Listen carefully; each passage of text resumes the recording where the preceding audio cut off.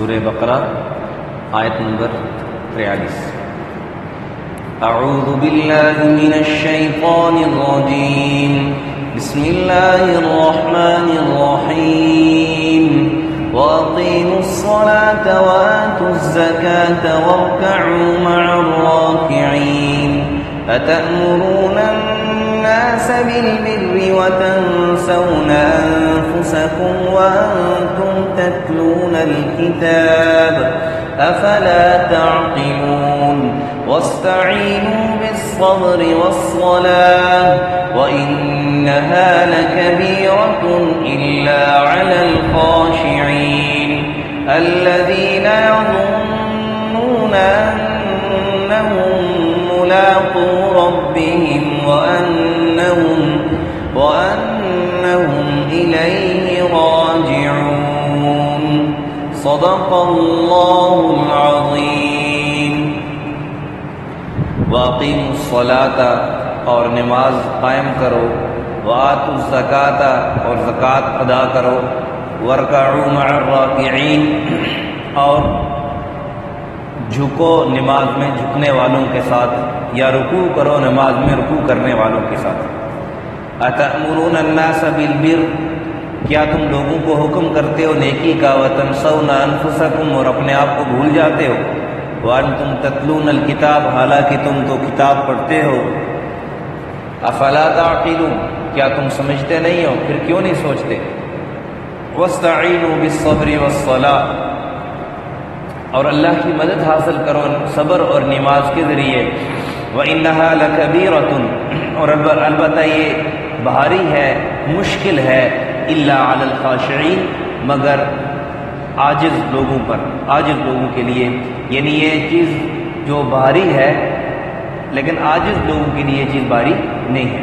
الَّذِينَ يَظُنُّونَ أَنَّهُم مُّلَاقُو رَبِّهِمْ، خاشعین کون ہیں، عاجز کون ہیں، اللہ سے ڈرنے والے کون ہیں، جن کو یہ خیال ہے کہ انہوں نے اللہ کے سامنے پیش ہونا ہے، اللہ سے ملاقات کرنی ہے، وَأَنَّهُمْ إِلَيْهِ رَاجِعُونَ، اور یہ کہ اسی کی طرف، یعنی اپنے رب ہی کی طرف ان کو لوٹ کر جانا ہے۔ بنی اسرائیل کے متعلق بات چل رہی تھی کہ اللہ تعالیٰ نے بنی اسرائیل کو کہا کہ اے بنی اسرائیل، تم میری نعمتوں کو یاد کرو اور میرے وعدے کو پورا کرو جو تم نے مجھ سے کیا تھا، تو میں تمہارے وعدے کو پورا کروں گا۔ بنی اسرائیل سے اللہ نے وعدہ یہ لیا تھا کہ بھئی تم نبی جو آئیں گے ان پر تم نے ان کی پیروکاری کرنی ہے، اور پھر ان پر ان کی مدد کرنی ہے، تم نے ان پر ایمان لانا ہے، تو اس کے بدلے کیا ہوگا کہ فرعونیت سے تمہیں نجات ملے گی اور ملک شام پر تمہارا قبضہ ہمیشہ رہے گا۔ تو وقتی طور پر وہ ایمان تو لے آئے تھے، لیکن پھر اس اپنے اقرار پر قائم نہ ہوئے اور بدنیتی پر اور رشوت لے کر مسئلے غلط بتاتے، اس قسم کی مختلف جو ہے نا وہ برائیاں ان کے اندر پائی جاتی تھی۔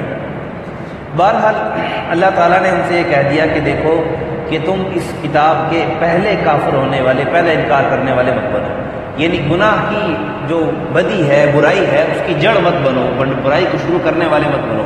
ویسے تو مسلمان کو برائی سے ہی بچنا چاہیے کہ انسان مسلمان سے، ایک مسلمان ہونے کے ناطے کوئی برائی نہیں ہونی چاہیے، لیکن اس کے ساتھ ساتھ اس سے اس بات سے بچنی چاہیے جو سب سے زیادہ اہم ہے کہ یہ برائی کی بنیاد نہ بن رہا ہو، کہ یہ اگر برائی کی بنیاد بن گیا، اس کے ذریعے سے برائی شروع ہو گئی تو جتنی قیامت تک برائی ہوتی رہے گی اس میں وبال اس پر بھی ہوگا، اس کا یعنی اس برائی کا گناہ اس کو بھی ملتا رہے گا برابر۔ جو برائی کرنے والے ان کو بھی گناہ ملتا رہے گا، لیکن اس کو بھی گناہ ملتا رہے گا۔ تو اس لیے کہا کہ اول کافر بھی، یعنی پہلے اس کے جو ہے نا برائی کی جڑ بننے والے یہ مت بنو۔ اور پھر کہہ دیا کہ حق کو سچ کے ساتھ مت ملاؤ، یعنی جو تم ایسے کرتے ہو کہ جو مالدار تمہارے پاس آ جائے ان سے ہدیے نذرانے لے کر تم کے لیے مسئلہ اور قرض بنا دیتے ہو، حق سچ کو ملا کر ان کو بتا دیتے ہو اور ان کے لیے حق چھپا دیتے ہو، اور جب جو ہے وہ کوئی غریب آ جائے تو پھر اس کے بدلے میں جو ہے نا تم کہتے ہو نہیں اس طرح ہے، بلکہ اپنی طرف سے اور حکم سخت کر کے بیان کرتے ہو، تو ایسے نہ کرو۔ وَلَا تَشْتَرُوا بِآيَاتِي ثَمَنًا قَلِيلًا، یہ جو تم پیسے لیتے ہو یہ تھوڑی سی چیز ہے، یہ تھوڑی سی عارضی چیز ہے، اس کے بدلے اپنی آخرت برباد مت کرو۔ اور پھر یہودیوں کا ایک اعتراض تھا، اور ایسا اعتراض تھا کہ آج تک ہم اور آپ میں سے کسی کرے تو شاید ہی کوئی جواب دے سکے۔ عیسائیوں اور یہودیوں کا اعتراض تھا کہ دیکھو ہم بھی اللہ کو مانتے ہیں، آپ بھی اللہ کو مانتے ہو، ہم بھی نبی کو مانتے ہیں، آپ بھی نبی کو مانتے ہو، تو پھر تم لوگ ہمیں کافر کیوں کہتے ہو؟ ہم نبی کو تو مانتے ہیں نا، کتاب کو بھی مانتے ہیں، اللہ کو بھی مانتے ہیں۔ تو یہی اعتراض اس وقت بھی صحابہ کرام پر کرتے تھے کہ دیکھو ہم بھی تو نبی کو مانتے ہیں، کتاب کے پیچھے چل رہے ہیں، کتاب کی پیروکاری کر رہے ہیں، تم اپنی کتاب کی پیروکاری کرو، اس اور اس کتاب میں کیا فرق ہے؟ تو معمولی سا فرق بتلا، ویسے تو بہت سارے احکامات میں فرق ہے، احکامات میں بہت سارا فرق ہے، بہت سارا، لیکن یہ ہے کہ اعتقادات جو عقیدہ ہے وہ سب انبیاء کرام کا ایک ہی تھا کہ اللہ کے سوا کوئی عبادت کے لائق نہیں ہے، سب کچھ کرنے والی ذات، کرنے دھرنے والی ذات اللہ کی ہے، نفع نقصان فائدہ یہ ساری چیزیں پہنچانے والی ذات کس چیز کی ہے؟ کون سی ہے؟ اللہ کی ذات ہے۔ لیکن پھر اعمال میں، اوامر اور نہیں میں جو ہے نا کچھ تدریجی فرق آتا ہے۔ بعض پہلے امتوں میں بہت ساری چیزیں جائز نہیں تھیں، اس امت کے لیے جائز ہیں، بہت ساری جو چیزیں پہلی امت کے لیے جائز تھیں اس امت کے لیے جائز نہیں، بہرحال وہ ایک الگ ٹاپک ہے۔ تو اللہ تعالیٰ نے معمولی سے فرق یہاں پہ بیان کر رہے ہیں کہ واقعیم الصلاۃ، نماز قائم کرو، مطلب کیا ہے؟ باجماعت نماز پڑھو۔ نماز قائم کرنا مطلب کیا ہوتا ہے؟ باجماعت نماز پڑھنے کو نماز قائم کرنا کہتے ہیں۔ ایک آدمی اپنی نماز پڑھ رہا ہے، وہ کہے جی میں نماز قائم کر رہا ہوں، نماز قائم کوئی نہیں کر رہا۔ باجماعت اہتمام کے ساتھ نماز پڑھنے والا، اس کو ہم کہہ سکتے ہیں کہ نماز کا قائم کرنے والا ہے۔ اور اس سے پہلے شریعت محمدی صلی اللہ علیہ وسلم سے پہلے باجماعت نماز کہیں نہیں ہوتی، ایک تو بات۔ پھر کہا وَارْكَعُوا مَعَ الرَّاكِعِينَ، رکوع کرنے والوں کے ساتھ رکوع کرو۔ بظاہر اس کا مطلب یہی ہے کہ باجماعت نماز، رکوع کرنے والوں کے ساتھ رکوع کرو، کیا مطلب؟ باجماعت نماز کرو۔ لیکن اس کے ساتھ ساتھ رکوع کا تذکرہ بھی آیا۔ پہلے امتوں میں سجدے تو ہوتے تھے، رکوع نہیں ہوتا تھا۔ یہ اللہ تعالیٰ نے اس امت کو، امت محمدیہ صلی اللہ علیہ وسلم کو عطا فرمایا۔ پہلے امتوں میں رکوع نہیں ہوتے تھے، سجدے ہوتے تھے، قیام سجدے ہوتے تھے، رکوع نہیں ہوتے تھے۔ تو اقیم الصلاۃ کا مطلب بھی یہی ہے کہ نماز باجماعت پڑھو، وَارْكَعُوا مَعَ الرَّاكِعِينَ مطلب بھی یہ نماز باجماعت پڑھو۔ لیکن امتیازی شان کیا ہے اس امت کی کہ نماز کا قائم کرنا، باجماعت نماز اس امت کو ملی ہے۔ دوسری بات، رکوع کی جو نسبت ہے وہ اس امت کو ملی ہے، یہ رکوع پہلے کسی امت میں نہیں تھا۔ یہ فرق بیان کیا جا رہا ہے اور ان کے سمجھانے کے لیے، ورنہ تو فرق اور بہت سارے فرق موجود تھے۔ وَأَقِیمُوا الصَّلَاةَ وَآتُوا الزَّکَاةَ وَارْكَعُوا مَعَ الرَّاکِعِینَ۔ اور پھر ایک اور، زکوٰۃ بھی ادا کرو، زکوٰۃ بھی ادا کرو۔ مسلمان اس پر اللہ کا حکم جب پتہ چل جائے کہ میرے لیے اللہ کا حکم یہ ہے، اب اس کے لیے کامیابی اسی میں کہ وہ نماز بھی پڑھے، زکوٰۃ بھی ادا کرے۔ اور یہ قرآن کی ایک شان ہے کہ قرآن نے اکثر اوقات، اکثر جگہوں پر جہاں پہ نماز کے قائم کرنے کا حکم دیا، وہاں پہ زکوٰۃ ادا کرنے کا حکم بھی دیا۔ نماز قائم کرنے کا حکم دیا، زکوٰۃ ادا کرنے کا حکم بھی دیا۔ کیوں؟ دو بڑی بڑی انسان کے جو شیطان کے جو بڑے بڑے چال ہیں نا، دو بڑی بڑی جو اس کے تیر ہیں، تو یہ سمجھ لو کہ دو بڑے بڑے تیر ہیں، ایک حب مال، ایک حب جاه۔ حب مال آتا ہے حرص سے، لالچ سے، اس سے آتا ہے۔ تو جب انسان اپنے ہاتھ سے اپنا کمایا ہوا مال اس میں سے اللہ کے راستے میں دے گا، اس مال کی جو ہے نا محبت اس کے دل سے نکلے گی۔ اور پھر حب جاه، جب نماز قائم کرے گا اور بار بار اللہ کے سامنے سجدہ کرے گا، اپنی پیشانی سر جو ہے نا وہ نیچے لگائے گا، زمین پر رکھے گا، تو اس کے اندر سے تکبر ختم ہوگا۔ اور پھر ان الصلاۃ تنہی عن الفحشاء والمنکر، بنیادی طور پر یہ بڑی بڑی دو بیماریاں، ان کا یہ علاج ہے۔ اس لیے اکثر اوقات جہاں پہ نماز کا حکم اللہ نے دیا، وہاں پہ ساتھ زکوٰۃ کا حکم بھی دیا۔ حب مال بھی ختم ہو انسان کے سے اور حب جاه بھی ختم ہو، تب یہ جا کر کامیاب زندگی گزار سکتا ہے۔ دنیا کی محبت بھی ختم ہو، دنیا کی محبت کے بدلے میں آخرت کی محبت ہے۔ اور پھر جب نماز پابندی سے پڑھے گا اور توجہ کے ساتھ، اہتمام کے ساتھ، اخلاص کے ساتھ پڑھے گا، آداب کا لحاظ رکھتے ہوئے پڑھے گا، تو یہ نماز اس کے لیے پھر کامیابی کا ذریعہ بنے گی۔ یہ نماز پھر اس کو جنت میں لے کے بھی جائے گی۔ یہ نماز سے اس کو برائی سے اور جو ہے نا وہ فحش کاموں سے بھی بچائے گی۔ جب ظاہر سی بات ہے برائی سے یہ بچے گا، فحش کاموں سے بچے گا، تو اللہ کا متقی بنتا چلا جائے گا، اللہ کا جو ہے نا وہ عاجز بندہ بنتا چلا جائے گا، اللہ کے اور نزدیک ہوتا چلا جائے گا، اور پھر ترقی کے زینے چڑھتا چلا جائے گا۔ جو آدمی جتنا اللہ کے قریب ہوتا ہے، اللہ اس کے اتنے جو ہے نا وہ قریب ہوتے جاتے ہیں، اور پھر جس کو اللہ مل جائے اس کو کس چیز کی کیا ضرورت ہے؟ تو اس لیے کہا وَأَقِیمُوا الصَّلَاةَ وَآتُوا الزَّکَاةَ وَارْكَعُوا مَعَ الرَّاکِعِینَ، نماز قائم کرو، زکوٰۃ ادا کرو، اور رکوع کرنے والوں کے ساتھ رکوع کرو، یعنی باجماعت نماز پڑھو۔ پھر آگے ایک اور بات، أَتَأْمُرُونَ النَّاسَ بِالْبِرِّ وَتَنْسَوْنَ أَنفُسَکُم وانتم تتلون الکتاب. یہود کے جو علماء تھے نا وہ اس طرح کیا کرتے تھے کہ جو لوگ ان کے پاس آتے نا کہ جی دین کے بارے میں پوچھنے کے لیے، مسئلہ پوچھنے کے لیے جیسے جاتے ہیں نا علماء کے پاس، اصل میں مسئلہ یہ ہے کہ آج کل امت علماء سے کٹ گئی ہے اور اپنا انہوں نے دین بنانا شروع کر دیا، خود اپنے منمانی مسائل پر چلنا شروع کر دیا. اس وجہ سے یہ امت جو ہے وہ تنزل کی طرف ہی جا رہی ہے. کیونکہ دیکھو نماز ہے، اس میں کوئی مسئلہ انسان کو پیش آ گیا، کوئی غلطی ہوگی. اب ایک تو یہ ہے کہ کسی عالم صاحب کے پاس جائے گا اور ان سے پوچھے گا کہ میری نماز میں یہ غلطی ہوئی ہے، اب اس میں میرے لیے کیا ہوگا، تو مولوی صاحب اس کو اس کے مطابق مسئلہ بتا دیں گے. ایک اور امت کا جو ہے نا جو بہت بڑا مسئلہ یہ ہے کہ بہت سارے ایسے جاہل آدمی وہ بھی مولوی بنے بیٹھے ہیں. کریں تو کریں کیا، آوے کا آوا بگڑا ہو. اب میں پگڑی پہن لوں، بہت بڑی، جتنی بڑی پگڑی پہن لوں تو کہیں گے جتنا بڑا یہ مولوی صاحب ہے. جتنی بڑی داڑھی رکھ لوں جتنا بڑا مولوی صاحب ہے. داڑھی پگڑی سے کوئی مولوی نہیں ہوتا ہے. میں پہلے بھی عرض کیا تھا، پھر بھی عرض کر رہا ہوں، واضح الفاظ ہے. جس نے داڑھی رکھی، ہر داڑھی رکھنے والا مولوی، ہر پگڑی پہننے والا مولوی نہیں ہوتا ہے. ہر ہاتھ میں تسبیح رکھنے والا، ہر نماز پڑھنے والا وہ مولوی نہیں ہوتا ہے. آج کل عام ہے جس نے چھوٹی چھوٹی داڑھی بھی رکھی ہو تو ہمارے فوجی بھائی اس کو بلاتے ہوئے کہتے ہیں وہ مولوی صاحب ادھر آؤ، مولوی ادھر آؤ. ہر داڑھی پگڑی رکھنے والا مولوی نہیں ہوتا ہے. عالم وہ ہوتا ہے جس نے دین کا علم سیکھا ہو، دین کا علم سیکھا ہو. اور علم نافع اللہ سے مانگنا چاہیے، علم نافع اللہ سے مانگنا چاہیے. کیوں؟ علم نافع، علامہ ایک بہت بڑے محدث گزرے علامہ انور شاہ کشمیری رحمۃ اللہ علیہ، وہ فرماتے ہیں علم نافع کی جو ہے نا 3 خصوصیات ہیں. ایک یہ کہ جو علم ہے اس پر عمل ہو، جو علم ہے اس پر عمل کرنے کا جذبہ، معمولات جو ہیں معمولات بن جائے. جو انسان کو معلومات ہیں، دین کی علم ہے، وہ معمولات بن جائے، اس کے عمل میں آ جائے. دوسرا یہ کہ خشیت الہی اس کے اندر آئے، خشیت الہی اس علم کی وجہ سے اس کے اندر تکبر نہ پیدا ہو، اللہ کا خوف اس کے اندر آئے. اور تیسرا یہ کہ اس علم کو دوسرے تک پہنچانے کا جذبہ اس کے اندر ہو.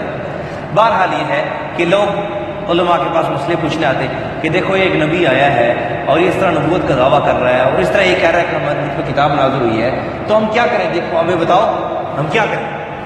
تو ان کو یہ کہتے تھے کہ دیکھو یہ اچھا دین ہے اور یہ سچ کہہ رہے ہیں اور اب تم ان پر ایمان لے آؤ. لوگوں کو کہتے تھے لیکن خود نہیں ایمان لاتے تھے، خود ایمان نہیں لاتے تھے. تو اللہ تعالیٰ نے کہا کہ تأمرون الناس بالبر، لوگوں کو تو تم اچھا راہ بتلا رہے ہو، اچھا راستہ بتا رہے ہو، خود کیوں نہیں عمل کرتے اس پر خود بھی عمل کرو، خود بھی عمل کرو، خود بھی ایمان لے آؤ. وانتم تتلون الکتاب، تم تورات پڑھتے ہو، تورات کے اندر واضح نشانیاں موجود ہیں، تمہیں خود پکا یقین ہے یعرفونہم کما یعرفون ابناءہم کہ یہ حق اور سچ نبی ہے، لیکن اس کے باوجود تم خود کیوں ایمان نہیں لاتے؟ اس میں ایک سوال اٹھتا ہے کہ کیا وہ آدمی جو خود عمل نہ کرتا ہو کسی دوسرے کو دین کی بات بتلا سکتا ہے؟ دین کی دعوت، ترغیب، مسئلہ تو نہیں بتا سکتا. دیکھو جس کو میں نے پہلے بیان کیا پھر بیان کر رہا ہوں، جس کو دین کا علم نہ ہو، مسئلے کا صحیح علم نہ ہو، وہ دوسرے کو نہیں بتا سکتا، اس کو اجازت شریعت نے نہیں دی ہے. اگر اپنی طرف سے بتا دیا، صحیح بھی نکل آیا تب بھی گناہ گار ہے. دین کا کوئی مسئلہ اپنی طرف سے تکا لگا کے بتلا دیا، سیکھا ہوا نہیں تھا، پڑھا ہوا نہیں تھا، کسی سے سیکھا نہیں، اپنی طرف سے تکا لگا کے بتلا دیا، اگر ٹھیک بھی نکل آیا تو تب بھی گناہ گار ہوگا، کیونکہ دین مذاق نہیں ہے، مذاق نہیں ہے. اور اگر سیکھا، صحیح سیکھا، محنت کی، اجتہاد کیا، لیکن بتانے میں اگر کوئی غلطی ہوگی تو فرمایا پھر بھی اس کو ایک نیکی ملے گی.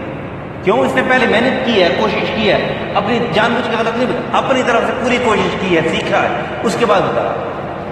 بہرحال اس میں ایک سوال یہ پیدا ہوتا ہے کہ کیا جو آدمی خود دیندار نہ ہو، خود نماز نہ پڑھتا ہو، وہ کسی دوسرے کو کہہ سکتا ہے نماز پڑھ لو؟ یا خود زکوٰۃ ادا نہ کرتا ہو، کسی دوسرے کو کہہ سکتا ہے کہ زکوٰۃ ادا کرو؟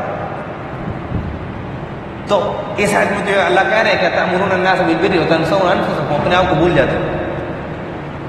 تو اس میں ترغیب یہ دی جا رہی ہے کہ جو دوسرے کو دین کی دعوت دینے والا ہے، دین کی طرف بلانے والا ہے، اس کو چاہیے کہ خود بھی اس پر عمل کرے. لیکن اگر خود عمل نہیں ہے، خود یا عمل کے اندر کمزوری ہے، تو دوسرے کو دعوت دینے میں اس کو ممانعت نہیں ہے. یہی دوسرے کو بار بار دعوت دینا اس کو خود اپنے عمل پر لے آئے گا. دیکھیں ایک آدمی ہے دوسرے کو روزانہ کہے جی جھوٹ نہ بولا کرو، جھوٹ نہ بولا کرو، جھوٹ نہ بولا کرو، جھوٹ نہ بولا کرو، کیا تو دوسرے کو رہا ہے، لیکن اپنا دل تو اس کا قریب ہے نا، خود سن رہا ہے. اللہ کرے گا شاید یہ بات اس کے خود اپنے دل میں اتر جائے، خود اس پر عمل کرنا شروع ہو جائے. کبھی خود شرمندہ ہو کے دیکھو میں روزانہ دوسروں کو کہتا ہوں اور خود نہیں عمل کر رہا، تو شرمندہ ہو خود بھی عمل شروع کر دے گا. تو خود عمل نہ ہونے پر کسی دوسرے کو یہ نہیں کہہ سکتے کہ تم دعوت نہیں دے سکتے، دین کی ترغیب نہیں دے سکتے، دین کی ترغیب دے سکتے ہیں۔ اور یہاں پر علماء کو تھا کہ تم خود دین کو جانتے ہو تو خود ایمان کیوں نہیں لاتے؟ افلا تعقلون، تم سمجھتے نہیں ہو کہ تم کتاب کو پڑھتے بھی ہو، سب کچھ تمہیں سمجھ بھی ہے، پھر کیوں نہیں ایمان لاتے؟ اور پھر آگے کہا واستعینوا بالصبر والصلاۃ، اللہ کی مدد کے لیے بنیادی چیز صبر اور نماز ہے۔ نبی اکرم صلی اللہ علیہ وسلم پر بھی جب بھی کسی قسم کی کوئی مشکل آتی، کوئی آفت آتی، کوئی پریشانی آتی تو اللہ سے نماز کے ذریعے اور صبر کے ذریعے مدد مانگتے ہیں، نماز کے ذریعے اللہ کی مدد دیتے ہیں۔ صبر ان اللہ مع الصابرین، اللہ کی مدد صبر پر آتی ہے۔ اور یہاں پر جو بیان کیا گیا نا، یہاں پر مجھے صبر کی تلقین دی گئی، وہ اس لیے نبی پاک صلی اللہ علیہ وسلم کو کہ نبی پاک صلی اللہ علیہ وسلم جو ہے وہ آپ کے لیے تسلی ہے کہ دیکھو یہ آپ حق واضح ہونے کے باوجود بھی آپ پر ایمان نہیں لاتے، تو اس کی وجہ یہ تھی کہ میں نے جیسے پہلے عرض کیا کہ ان پر حب مال حب جاہ تھا، تو حب مال ختم ہوگا زکوٰۃ سے اور صبر سے، اور حب جاہ ختم ہوگی نماز سے۔ تو جب یہ چیزیں ختم ہوگی، صبر سے بھی حب جاہ ختم ہوگا کہ جب ایک آدمی کسی بڑا تکبر کرنے والا ہے، جب اس پر پریشانی آئے گی کسی دوسرے کی طرف سے، یہ صبر کرے گا، اس کو بدلہ نہیں لے گا، تو انسان کی جو اپنے آپ کو بڑا کہنے والا وہ بڑا پانی سے نکلے گا، جب بڑا پانی سے نکلے گا تو اللہ کی مدد اس کے ساتھ ہوگی۔ اور پھر واستعینوا بالصبر والصلاۃ کا ایک مطلب یہ بھی ہے کبھی بھی کوئی پریشانی آ جائے پہلا کام صبر کرو، واویلا نہ کرو۔ مثلا گھر میں کوئی فوت ہو گیا، یہ نہیں کہ چیخنا مارنا شروع کر دو، چیخیں مارنا شروع کر دو، نہیں، صبر کرو، انا للہ و انا الیہ راجعون۔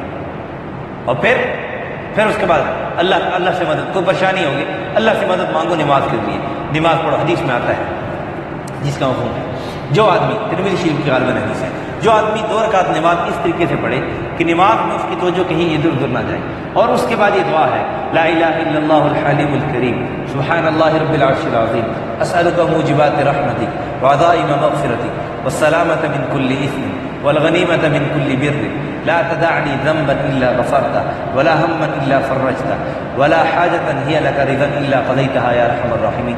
ملے جلے انہی الفاظ کے ساتھ، شاید میں کہیں کوئی الفاظ آگے پیچھے اوپر نیچے کر رہا ہوں، ملے جلے انہی الفاظ کے ساتھ یہ حدیث میں دعا موجود ہے۔ جو آدمی یہ دعا مانگ لے، جو اس کی حاجت ہوگی اللہ پوری فرمائیں گے۔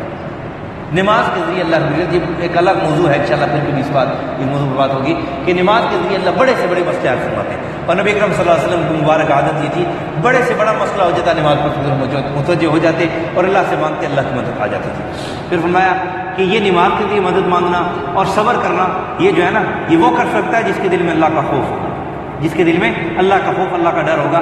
اللہ کا خوف جس کے دل میں نہیں ہوگا وہ یہ کام نہیں کر سکتا، اس کے لیے یہ کام بہت مشکل ہے۔ پھر فرمایا اللہ کا خوف کس کے دل میں ہوگا کہ جس کو اپنے رب سے ملاقات کی امید ہوگی، تو جس ہر کام کرتے ہو اس کو یہ ذہن میں ہوگا کہ میں جو کام کر رہا ہوں اب میں نے اپنے اللہ کو جواب دینا، اللہ کے سامنے پیش ہونا ہے، اور فرمایا انہم الیہ راجعون، اور اسی کی طرف میں نے لوٹ کے جانا ہے اور اس کو جواب دینا ہے۔ جب جس کے دل میں یہ ہوگا اس کے دل میں ڈیفینیٹلی طور پر، لازمی طور پر خشیت آئے گی، جب خشیت آئے گی تو اللہ کی مدد ہوگی۔ اور نماز اور صبر کرنا اس کے لیے آسان ہوگا، جب نماز پڑھنا صبر کرنا اس کے لیے آسان ہوگا تو اللہ کی مدد اس کے ساتھ آئے گی، جب اللہ کی مدد ہوگی تو پریشانی کوئی نہیں ہوگی۔ یہ تھا ان آیت مفہوم کا مختصر خلاصہ۔ وَأَقِيمُوا الصَّلَاةَ وَآتُوا الزَّكَاةَ، اور نماز قائم کرو اور زکوٰۃ ادا کرو، وَارْكَعُوا مَعَ الرَّاكِعِينَ، اور جھکو نماز میں جھکنے والوں کے ساتھ۔ أَتَأْمُرُونَ النَّاسَ بِالْبِرِّ، کیا تم لوگوں کو حکم کرتے ہو نیک کاموں کا، وَتَنْسَوْنَ أَنفُسَكُمْ، اور اپنے آپ کو بھول جاتے ہو، وَأَنْتُمْ تَتْلُونَ الْكِتَابَ، اور تم کتاب پڑھتے ہو، أَفَلَا تَعْقِلُونَ، پھر کیوں نہیں سوچتے، کیا تم سمجھ نہیں رکھتے۔ وَاسْتَعِینُوا، اور مدد چاہو، بِالصَّبْرِ وَالصَّلَاةِ، اللہ سے نماز اور صبر کے ذریعے، وَإِنَّهَا لَكَبِيرَةٌ، اور یہ بھاری ہے نماز پڑھنا صبر کرنا، یہ مشکل ہے، إِلَّا عَلَى الْخَاشِعِينَ، سوائے ان لوگوں کے لیے جو اللہ سے ڈرنے والے ہیں، عاجز ہیں، الَّذِينَ يَظُنُّونَ أَنَّهُم مُّلَاقُو رَبِّهِمْ، عاجز وہ لوگ ہیں جو امید رکھتے ہیں، جو خیال رکھتے ہیں اس بات کا کہ انہوں نے اپنے رب سے ملاقات کرنی ہے، وَأَنَّهُمْ إِلَيْهِ راجعون، اور اسی کی طرف لوٹ کر جانا ہے۔ الحمدللہ رب العالمین، والعاقبۃ للمتقین، والصلاة والسلام على أشرف الأنبياء المرسلين وعلى الملائكة المقربين وعلى عباد الله الصالحين۔ يا رب لك الحمد كما ينبغي لجلال وجهك وعظيم سلطانك، اللهم احفظنا من كل بلاء الدنيا وعذاب الآخرة، وصلى الله على النبي الكريم محمد وعلى آله وسلم۔ جزاك الله۔